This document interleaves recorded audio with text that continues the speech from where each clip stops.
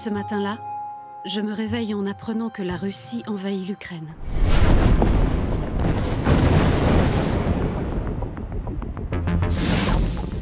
И для этого мы будем стремиться к демилитаризации и денацификации Украины. Sur les réseaux sociaux, je vois Kiev sous les premières bombes.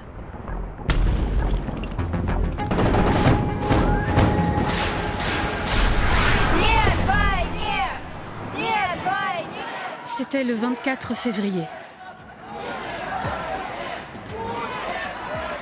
J'éclate en sanglots. Comment continuer à vivre normalement alors que mon pays attaque son voisin? Réagis en vrai cinéaste, me dit mon compagnon. Prends ta caméra et filme. Je peux me voir. La technologie est arrivée au point où je peux me voir moi-même. Je commence à tourner ce documentaire avec ma propre caméra. Parfois, j'utilise mon smartphone. Sans aucune autorisation officielle pour filmer, je dois à tout prix éviter d'attirer l'attention et garder l'anonymat le plus strict. Le soir de ce 24 février 2022, je suis déjà dans le centre de Saint-Pétersbourg pour filmer une manifestation contre la guerre.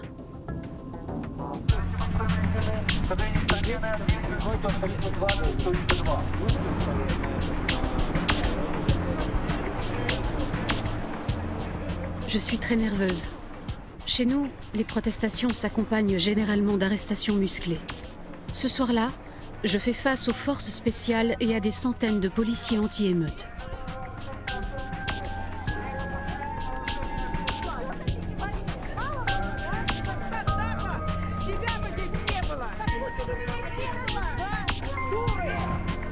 Environ 2000 personnes sont rassemblées dans le centre de Saint-Pétersbourg. 493 d'entre elles seront placées en détention. C'est le chiffre publié par une ONG indépendante qui lutte contre les persécutions politiques du régime.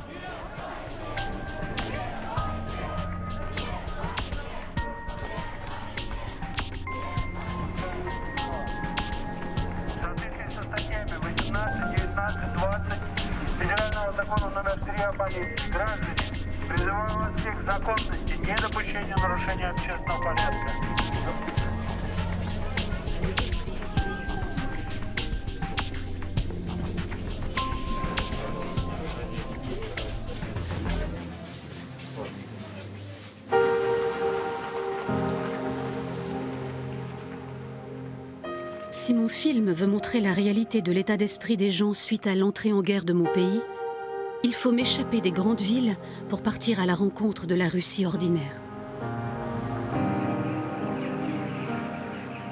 Je décide donc de quitter Saint-Pétersbourg pour me rendre dans ma ville natale. C'est une petite ville qui ressemble à tant d'autres, typique de l'ère post-soviétique dans la région de Tver.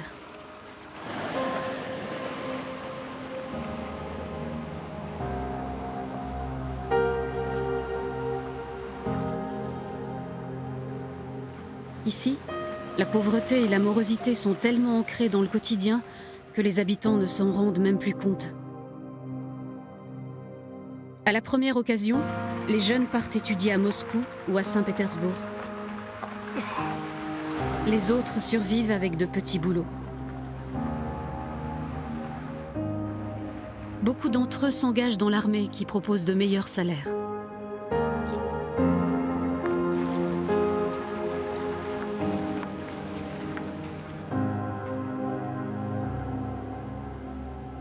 Je reprends d'abord contact avec Valentina, mon amie d'enfance.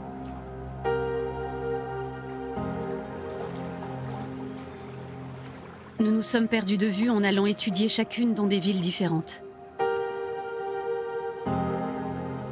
Valentina m'a annoncé qu'elle s'est mariée avec un soldat, Alexei.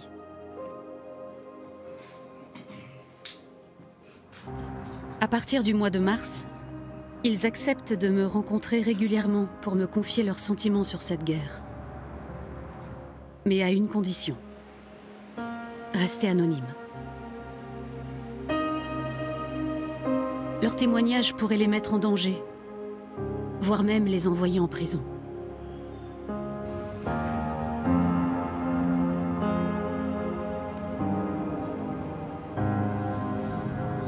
Alexei est sous contrat avec l'armée depuis plusieurs années. Il est souvent envoyé en mission, mais ne l'a jamais encore été dans une zone de conflit. Quelques semaines avant le début de l'invasion, il est déplacé en Biélorussie pour un entraînement militaire. Il ignore à ce moment-là que c'est la dernière étape avant que son régiment n'envahisse l'Ukraine.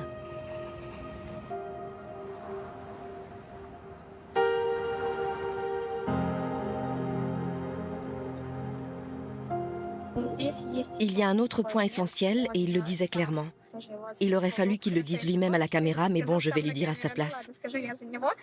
Il s'est engagé dans l'armée pour défendre sa patrie, pas pour attaquer les autres pays. C'est essentiel. Il en a conscience. Les premiers jours, il avait vraiment honte. Il disait « J'ai honte d'être ici ».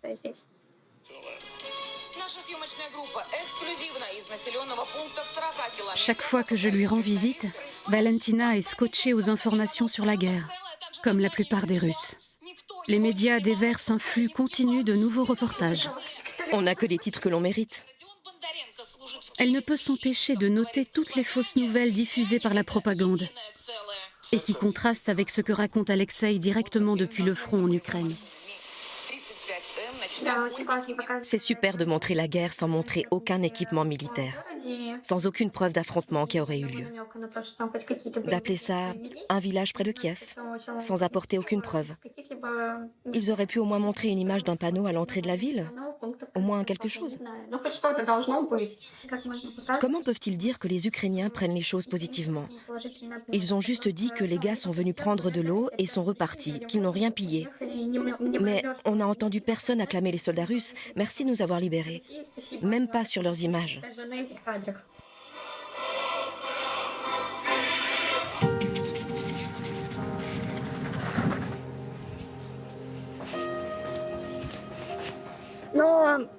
Il livre à l'armée les mêmes informations que celles présentées sur la première chaîne, de la pure propagande. Et en effet, ils leur ont dit au début que Kiev devait être prise en quelques jours. C'est vrai? Je me souviens très bien de nos premières discussions avec Alexei. Il m'a dit comme quoi le président Zelensky avait fui. C'est ce qu'ils leur ont dit le premier ou le deuxième jour, pour leur faire croire que tout allait bien. En tout cas, personne ne s'attendait à rester là-bas longtemps. Jusqu'en avril, je filme le quotidien de Valentina. Elle est constamment suspendue aux appels téléphoniques d'Alexei.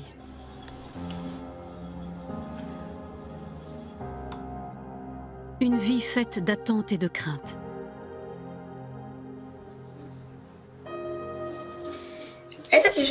J'ai commencé cet agenda à la fin de l'année 2021. Mais après le 24 février, il n'y a qu'une seule note. J'attends Alexei.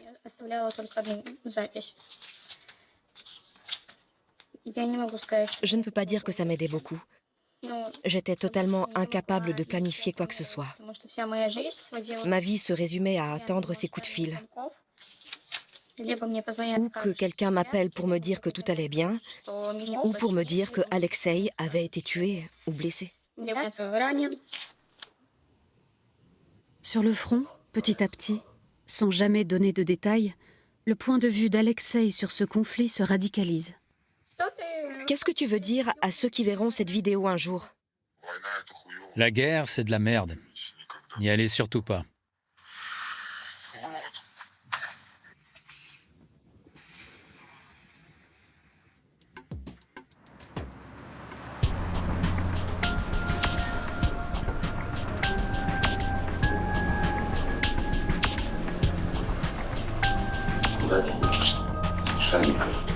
Je me libère bientôt. Un de mes amis me présente Ivan. Ça, c'est l'Empire austro-hongrois, si je ne me trompe pas. Comme beaucoup de jeunes de la région de Tver, il s'est engagé dans l'armée. C'est un morceau de drone ou d'obus. Il accepte d'être filmé tout en sachant que nous ne partageons pas les mêmes opinions politiques. Intuitivement, je sens que c'est une bonne personne. Il a juste une expérience de vie différente de la mienne, ayant grandi dans une famille aux valeurs conservatrices. Il est en confiance et parle ouvertement. La seule condition est de masquer son visage. Pour les soldats, dire la vérité sur le conflit, c'est risquer la prison, ou même pire. Tu veux l'histoire depuis le début? Eh bien, c'était la merde. On nous a dit que rien ne se passerait. Bien sûr, comme toujours. C'était début février, je crois. Vers le 15 ou le 20, je ne me souviens pas exactement. On nous a donné des pochoirs pour dessiner les fameuses lettres Z. Et après, on a commencé à se déplacer de nuit, à 300 ou 400 km vers un autre endroit. Le 23 février, nous avons tous été félicités pour la journée du défenseur de la patrie. Et dans la foulée, nous avons reçu les instructions pour commencer le travail. Au début, tu ne comprends rien à ce qui se passe. 3 jours non-stop de travail, de changement de position. Puis petit à petit, tu commences à comprendre. Mais il n'y a plus vraiment de peur. C'est le travail. Nous avons choisi cette profession. Et nous devons être à la hauteur. Quand il y a des tirs, au moins, tu les entends. Ou tu les vois, au pire. Tu as le temps de réagir.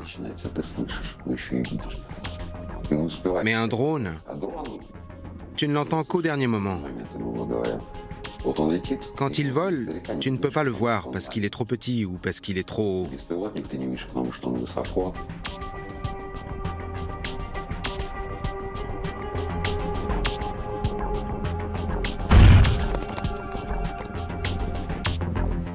C'est une guerre ou une opération spéciale? C'est juste une question de nom. Certains l'appellent guerre, d'autres opération spéciale, mais ça ne change rien à l'affaire. Tout se passe pareil, qu'il s'agisse d'une guerre ou d'une opération spéciale. C'est juste un nom, c'est tout.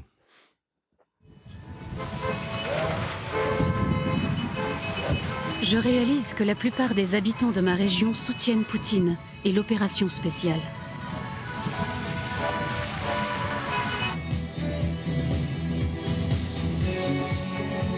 Je dois absolument éviter d'exprimer mes opinions si je veux pouvoir continuer à filmer sans être inquiété par les autorités. La propagande est omniprésente dans les médias. Elle est également relayée par les autorités locales. Aujourd'hui, les habitants de la région de Tver ont défilé pour soutenir notre président, pour soutenir nos garçons qui sont là-bas, en Ukraine. Nous sommes ici réunis pour montrer que nous sommes unis, pour montrer que nous n'oublierons jamais notre histoire et que nous n'abandonnerons jamais nos valeurs nationales.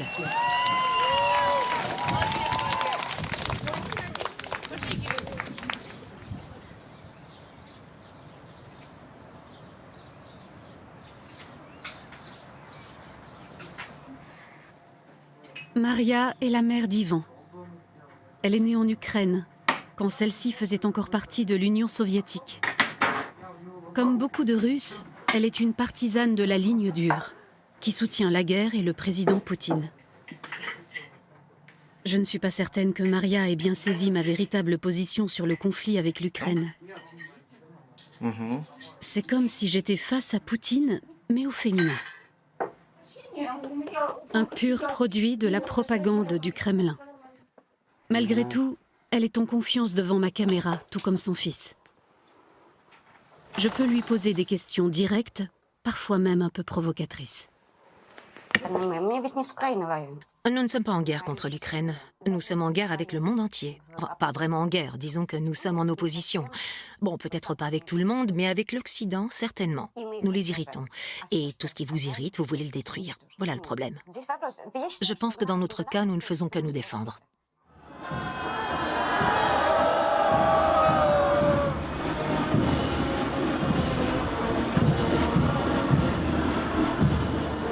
Le jour de la victoire occupe une place primordiale dans l'imaginaire collectif russe.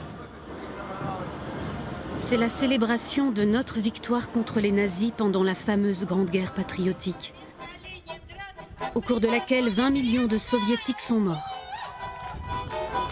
Dans le contexte actuel, je suis curieuse de voir si ce 9 mai 2022 sera célébré différemment des années précédentes.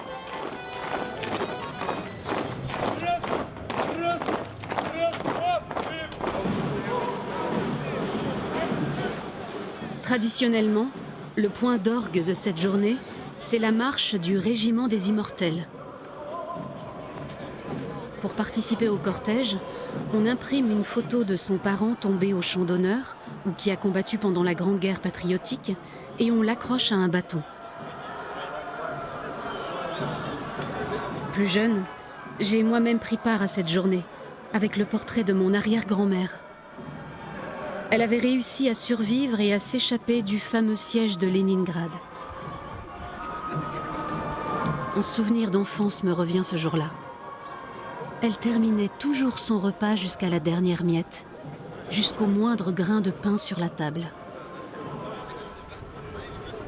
Grâce à elle, je sais que la guerre, c'est la peur, la faim et la mort.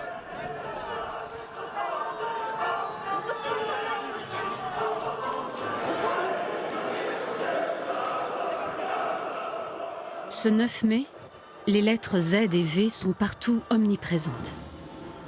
Pourtant, on ne connaît pas vraiment leur signification exacte. Ces lettres, apparues au début de l'invasion de l'Ukraine, sont souvent associées au ruban de Saint-Georges, orange et noir, qui symbolise la victoire contre l'Allemagne nazie. Ces symboles du passé et du présent sont associés de manière à former un étrange amalgame, une sorte de réalité parallèle au service de la propagande du régime.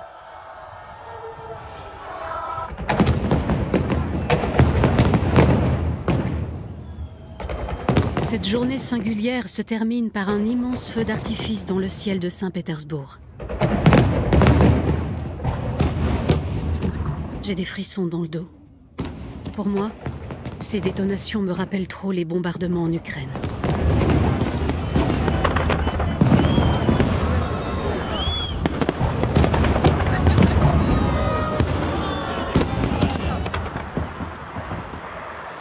De retour dans la région de Tver, je retrouve Boris, le deuxième fils de Maria.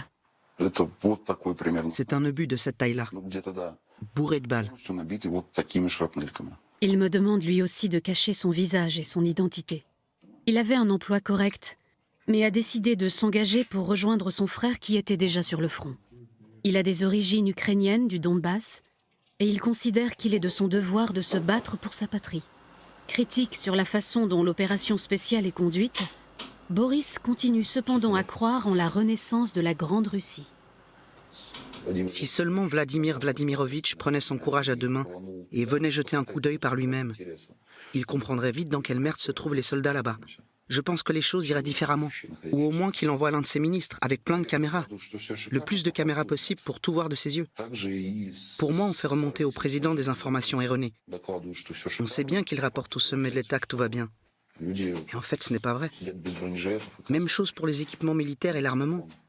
Ils disent que tout est top. Mais en réalité, les soldats sont sans gilet pare-balles, ou casque, ou sans munitions. C'est pour ça, je suis convaincu que tous ces gens-là, pas le président, mais les personnes en dessous de lui, les commandants, etc., font remonter des informations tronquées.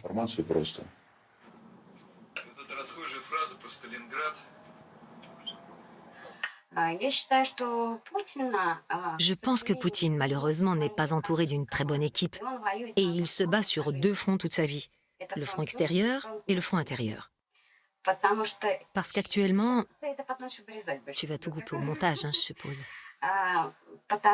Parce qu'actuellement, le pays est dirigé par des oligarques dont les intérêts ne sont pas dans le pays, mais de faire de l'argent pour soi, ce qu'on appelle les mondialistes. En ce qui concerne notre gouvernement, comme je dis toujours, donnez-moi un bon bazooka et laissez-moi tirer dans le tas.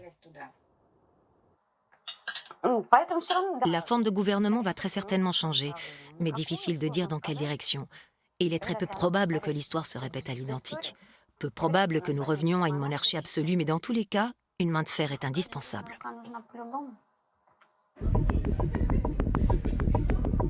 Pour moi, comme pour la plupart des gens qui sont critiques à l'égard du gouvernement, il est évident que la dénazification de l'Ukraine n'est pas la véritable cause de la guerre. La volonté principale de Poutine est la reconstruction de la gloire passée de l'URSS et de l'Empire. Poutine se voit comme le tsar et le père de la nation. Beaucoup de Russes soutiennent Poutine parce qu'il fait renaître leur fierté. Il incarne à leurs yeux le retour de la grande Russie d'autrefois. La propagande télévisée déploie tous ses efforts pour faire croire aux gens ordinaires que les pays occidentaux veulent la fin de la Russie. L'opération spéciale serait la réponse à cette menace. La télévision diffuse l'image d'une Europe qui n'a plus rien à manger et qui ne peut pas se chauffer sans le gaz russe.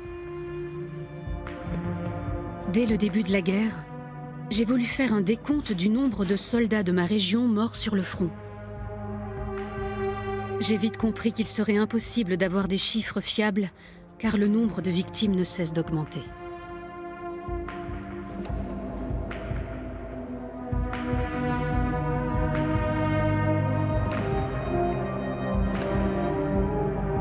Le jeune Nikita a été tué par un drone.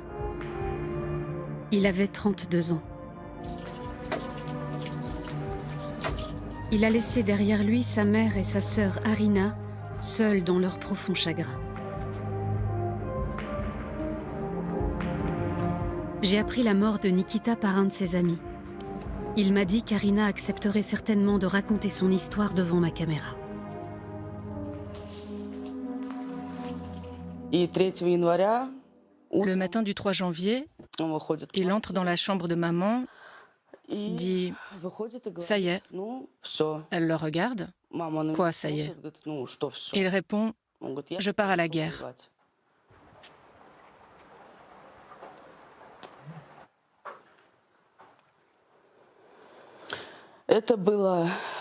C'était le 17 mai à 10 h du matin. Ma mère m'appelle, complètement hystérique. Elle pleurait tellement au téléphone que je ne comprenais pas ce qu'elle disait. Mais quand elle m'a dit qu'elle avait reçu un appel du bureau de recrutement, j'ai immédiatement compris que ça ne pouvait rien être de bon. Ils n'appellent jamais sans raison. D'abord, je n'ai rien compris. Je n'avais pas de larmes. Tout le monde pleurait là-bas et moi, je n'avais pas de larmes parce que je n'y croyais pas. Je pensais, non, ce n'est pas possible, ce n'est pas possible. Mon Nikita, qui avait toujours l'œil ouvert, lui qui était si prudent, il n'aurait pas pu se faire tuer.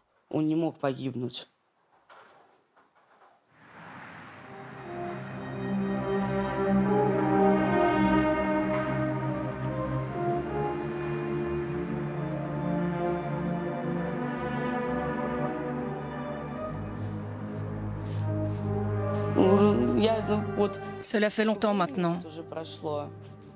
Et je n'arrive toujours pas à y croire et j'attends toujours son appel. J'ai même laissé notre dernière conversation sur WhatsApp. Il avait reçu mon message mais ne l'avait pas lu.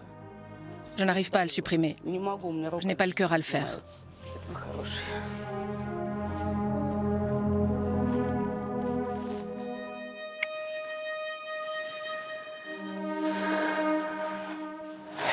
Au moins, je me réjouis d'une chose, c'est que je sais qu'il n'a pas souffert. Il n'a même pas eu le temps de comprendre. Il n'est pas mort dans une terrible agonie. Non, d'un coup, et c'est tout.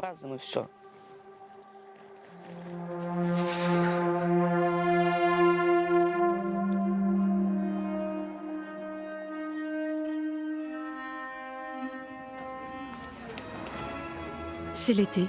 Les autorités locales organisent un rassemblement en hommage à Nikita, célébré comme un héros national tombé au combat. Une fois de plus, la propagande récupère la souffrance des gens pour justifier la politique de Moscou.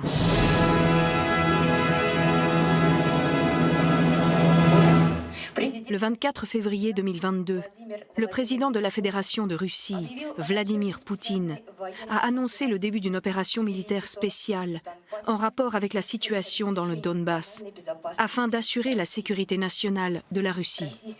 Les soldats russes agissent en véritables héros pendant l'opération spéciale dans le Donbass.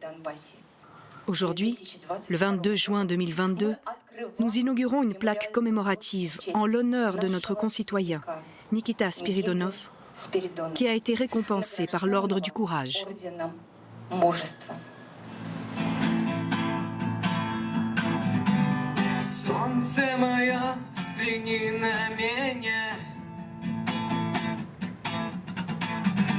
Моя ладонь превратилась в кулак.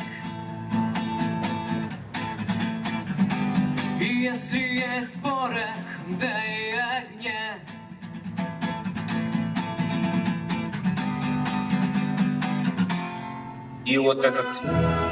Et cette plaque commémorative sera accrochée juste en face de ce drapeau. Notre drapeau, qui flottera avec fierté et honneur au-dessus de notre terre et de notre peuple.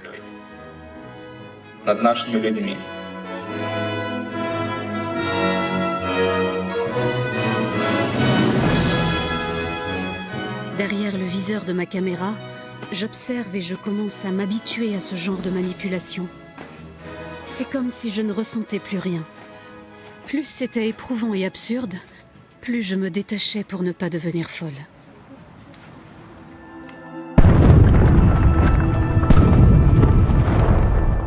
Cette guerre me fait penser à celle du Moyen-Âge, où des frères de sang s'entretuaient pour le trône. À cause de la guerre déclenchée par Poutine, les Ukrainiens ne pourront plus jamais considérer les Russes comme des frères. Qu'en est-il des Russes ? Qu'éprouvent-ils en attaquant le pays voisin où vivent parfois des proches ou même des membres de leur famille ?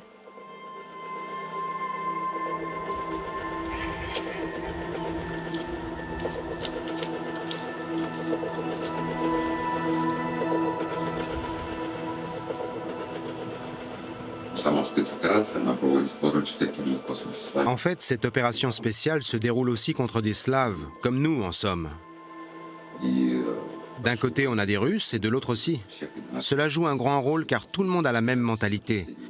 Tout le monde veut tenir jusqu'au bout. Tout le monde se bat jusqu'au bout. Donc ça rend difficile l'avancée et la libération des territoires. Nous sommes censés être des peuples frères. Nous devons être amis. Et au lieu de ça, nous nous battons. C'est n'importe quoi. Pourquoi un homme doit-il prendre la vie d'un autre homme? Dans quel but? Pour quel objectif? Juste parce qu'un supérieur a dit « il faut le faire ». Tu n'as pas ton propre libre arbitre? Ou tu es comme un mouton dans un troupeau? On te dit de faire et tu fais.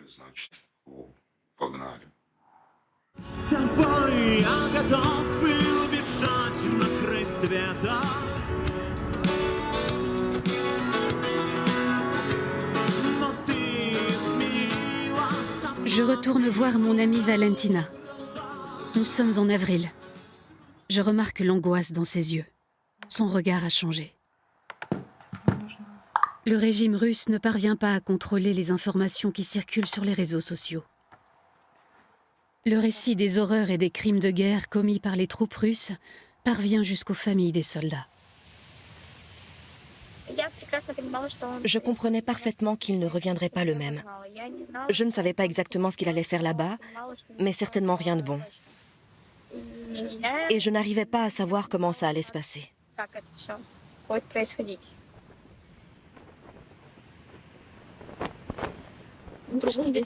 Je ne justifie en aucun cas ses actes. S'il s'avérait qu'il a pris part à toutes ces horreurs, il est certain que notre relation en prendrait un coup.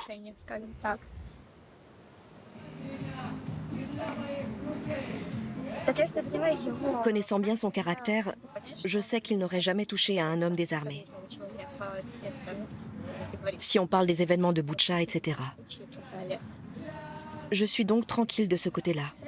Mais s'il s'avère qu'il a été impliqué d'une manière ou d'une autre, alors je me serais complètement trompée sur lui.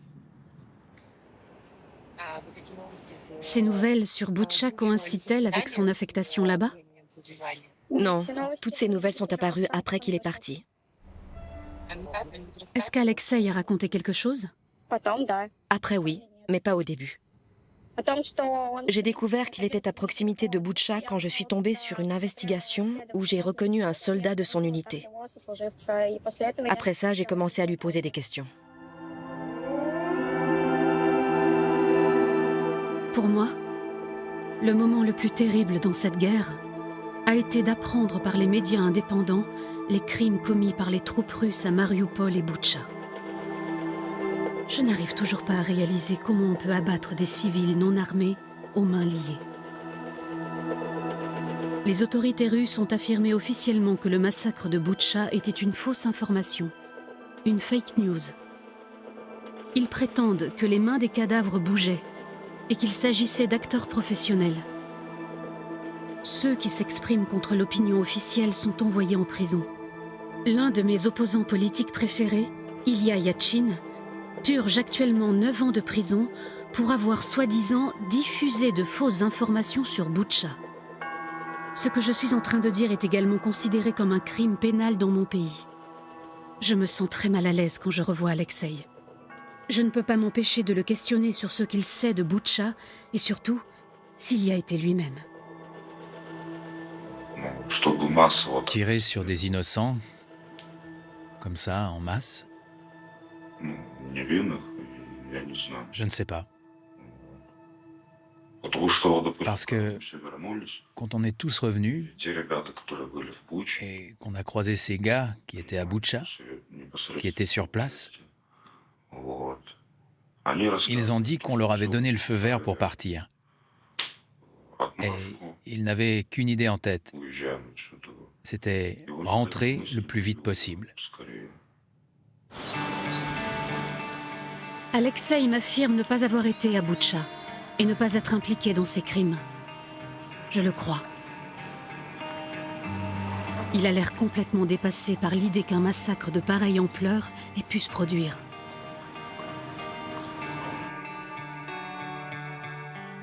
Je sens que je dois aussi questionner Boris sur ces massacres. Et le grand charnier qui a été découvert dans les bois? Bien sûr. C'est probablement le travail des Ukrainiens. Ça fait partie de leur tactique d'intimidation. Mais il s'agit de centaines de personnes, ils ont tué les leurs? Oui, c'est une de leurs pratiques. Avec leurs blessés, par exemple, ils ne font pas de cérémonie. Souvent, ils les achèvent sur place carrément. C'est un vrai choc pour moi d'entendre les propos de Boris. Je n'avais pas mesuré le pouvoir de la propagande. La guerre se poursuit toujours.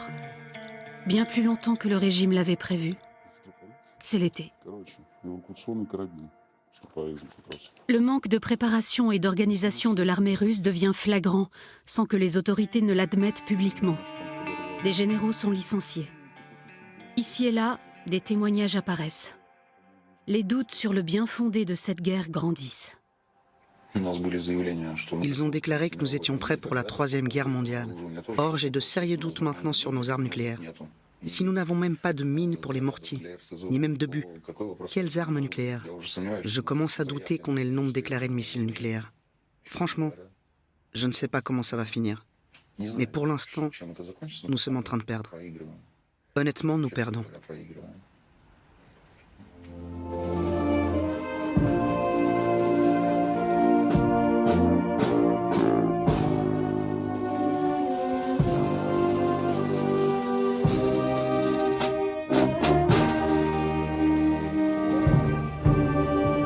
À la fin du mois d'août, la mort de Mikhail Gorbatchev me donne l'impression qu'une page importante de l'histoire de la Russie se tourne.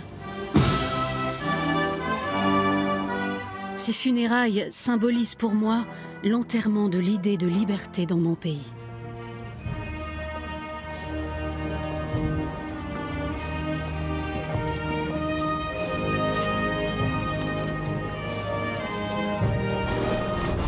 Je suis née en 1998, bien après que Gorbatchev ait été évincé du pouvoir.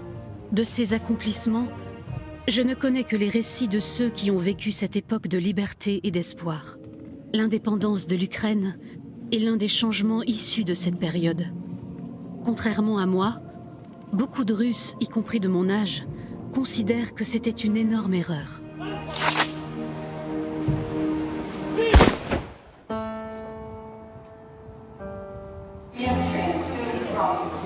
Je retourne de nouveau dans ma ville natale. C'est la fin de l'été.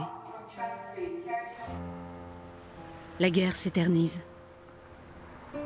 L'aide militaire occidentale permet aux forces ukrainiennes de reprendre des territoires.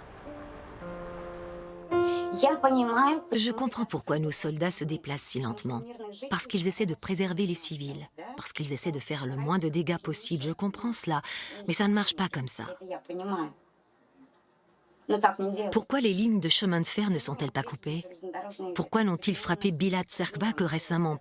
Bila-Tserkva qui est à 100 km de Kiev. Pourquoi laissons-nous les armes polonaises passer en Ukraine? Pourquoi les lignes ferroviaires ne sont-elles pas détruites?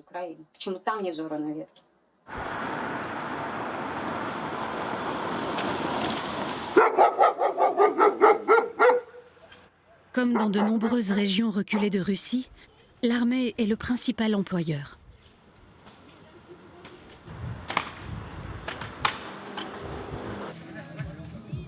Les soldats gagnent un meilleur salaire et ont généralement de bonnes conditions sociales. Avec l'invasion de l'Ukraine, ce qu'ils appellent leur travail a complètement changé. Mais la motivation financière reste centrale. Les familles des soldats morts au front reçoivent des indemnisations conséquentes. Je me demande si c'est pour éviter que les mères et les sœurs ne dénoncent les ravages de cette guerre.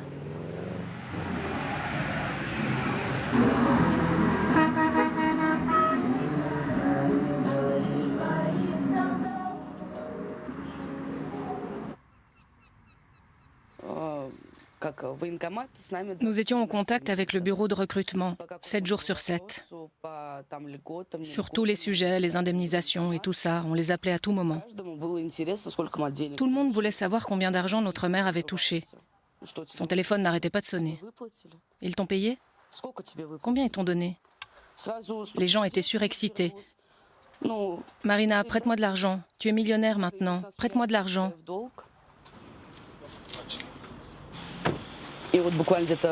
Et puis, 1 ou 2 semaines plus tard, ils ont versé les premiers 13 000 euros, puis encore 65 000, puis encore 80 000 et quelques. Elle s'est acheté un appartement et elle nous a offert une voiture. Elle a beaucoup fait. Et je pense que Nikita aurait fait pareil. C'est certainement ce qu'il aurait voulu. Le 21 septembre, dans son allocution, le président Poutine annonce la mobilisation de 300 000 soldats supplémentaires pour poursuivre son opération spéciale. Même si la décision était attendue, pour beaucoup de Russes, c'est un véritable choc. Quand la mobilisation a été annoncée, j'ai fait une crise de nerfs. J'étais assise à la maison. Mon mari s'occupait de ses affaires. Et quand j'ai vu le discours de Poutine, j'ai eu une crise. Mon mari a passé la moitié de la nuit à me calmer.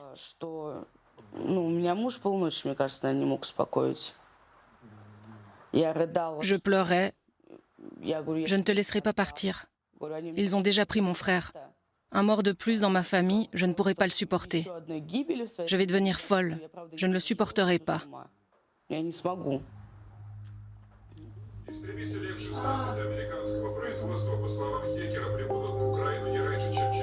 Après 3 mois sur le front ukrainien, le mari de Valentina est enfin de retour.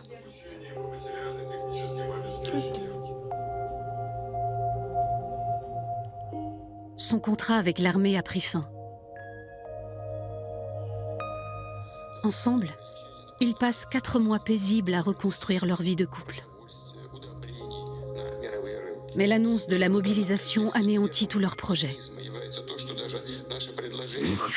Je ne veux pas retourner dans ce putain d'enfer sur le front, à l'avant et à l'arrière. et sur le côté droit et gauche. Il va bien falloir. Tu parles. Qui dit ça? C'est lui? Oui. Putain de branleur. Va te faire foutre, toi et ton amitié. Quelle putain d'amitié? On a attaqué nos voisins, espèce de débile.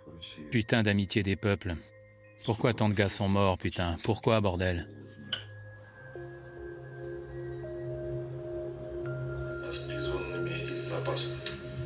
Правильно сказали, именно из запаса.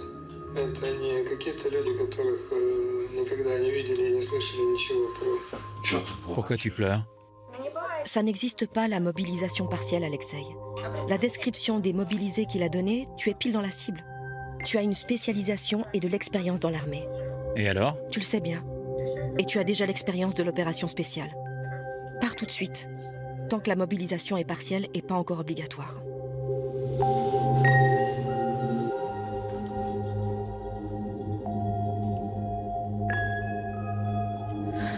Pourquoi tu pleures? Parce que tu n'as jamais de chance. Calme-toi, je suis là maintenant. Maintenant. Et je serai toujours là. Qu'est-ce qu'il y a?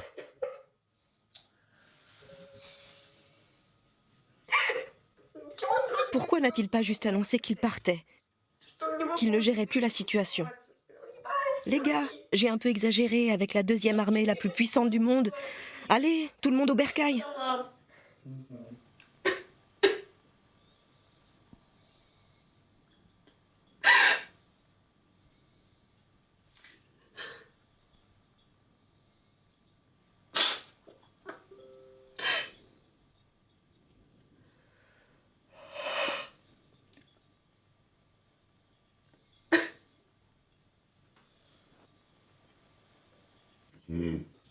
Alors qu'est-ce qu'on fait?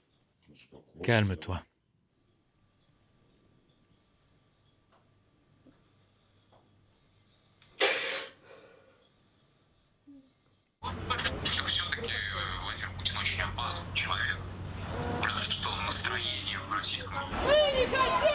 Le 21 septembre, des manifestations ont lieu pour demander l'arrêt de la mobilisation. Les protestataires, peu nombreux, sont principalement des femmes qui ne veulent pas voir leurs fils et maris devenir de la chair à canon.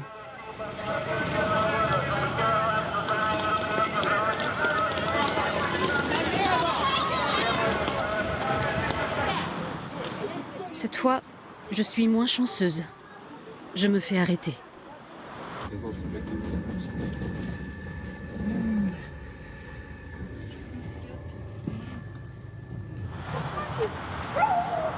Avec l'aide d'un avocat, je réussis à échapper à une sanction. Mais depuis, je suis fichée comme activiste politique. Les personnes détenues avec moi ont reçu des amendes. Certaines ont été condamnées à 15 jours de détention. L'un des jeunes hommes arrêtés lors de cette manifestation a été conduit directement au bureau de recrutement pour se voir délivrer son ordre de mobilisation.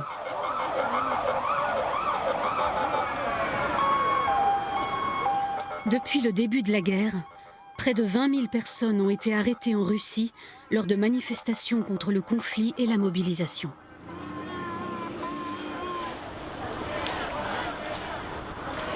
L'annonce de la mobilisation a un effet inattendu. Une partie des nouvelles recrues potentielles, mais aussi les soldats expérimentés, veulent à tout prix éviter d'être envoyés dans l'enfer ukrainien. Certains vont jusqu'à se casser un bras ou une jambe. Beaucoup choisissent de quitter la Russie.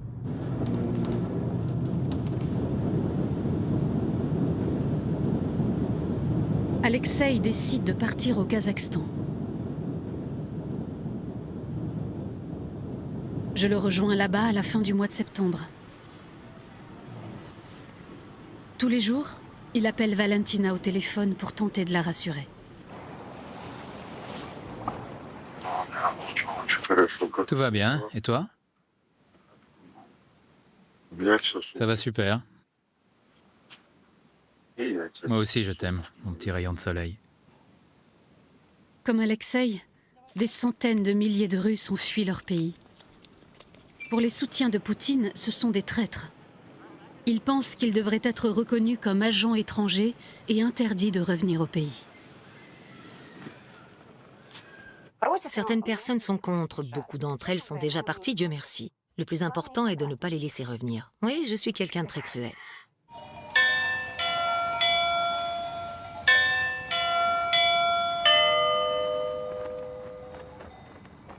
Je suis moi-même de confession orthodoxe. Mais j'ai du mal à comprendre comment l'Église officielle peut soutenir cette guerre. Le patriarche Kirill a dit dans un discours que contribuer à l'opération militaire efface tous les péchés.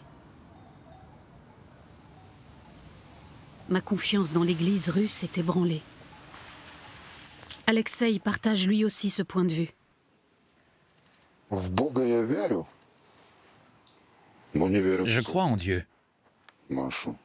Mais je ne crois pas en notre Église. Parce qu'elle n'est pas ce qu'elle devrait être. Tout le monde crie « Je ne crois pas en Dieu. Je ne crois pas en Dieu. » Mais quand ils se retrouvent face à un danger de mort, ils se mettent à prier Dieu. Ensuite, quand ça passe, ils continuent de ne pas croire.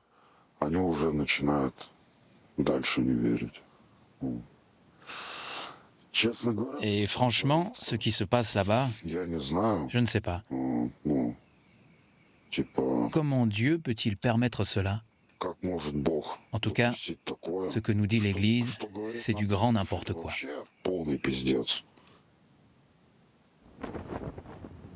Un grand nombre de jeunes hommes de la région de Pskov a rejoint l'armée. Les cimetières ne peuvent pas vraiment cacher les innombrables tombes des soldats morts au combat. Le sujet est tabou. Filmer dans un cimetière peut être considéré comme un acte de provocation. Un homme est venu nous voir. Il était plutôt sympathique, bien qu'il ait une grande cicatrice à travers le visage. Il a demandé de ne pas filmer les soldats qui venaient juste d'être enterrés. Que ressens-tu en voyant ces tombes avec les drapeaux? C'est un peu confus. D'un côté, je remercie Dieu qu'Alexeï ne soit pas ici. D'un autre côté, je veux faire un tour entre les rangées pour repérer les noms familiers. Je sais que certains de ses camarades d'armes sont ici, et j'aimerais lui dire si cette liste s'est allongée ou pas. L'Église orthodoxe impose le silence à ses popes sur le sujet de la guerre.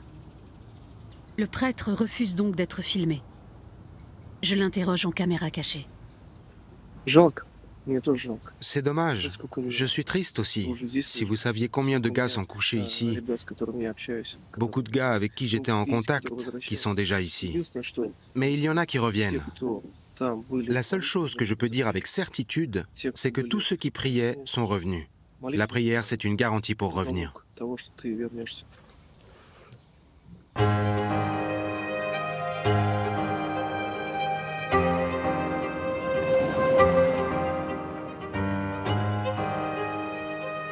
Un an a passé depuis que j'ai commencé à tourner ce film.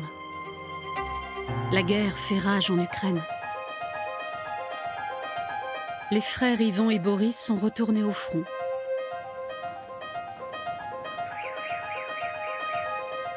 Arina se prépare à fêter son premier réveillon sans son frère bien-aimé. Maria persiste à croire que l'Ukraine appartient à la Russie. Valentina et Alexeï ne savent pas quand ils se reverront, car Alexeï est toujours à l'étranger. Ma vie a également été bouleversée depuis février 2022. Après le dernier tournage, j'ai dû quitter la Russie pour assurer ma sécurité, celle de mes protagonistes et de mon film. Pour moi, c'est un grand saut dans l'inconnu. Beaucoup de mes amis ont fui pour échapper à la mobilisation. Nous sommes désormais dispersés à travers le monde. Ma ville natale, mes amis et ma famille me manquent à chaque instant. Je ne cesse de penser à l'absurdité de cette guerre et me pose cette éternelle question: que puis-je faire ?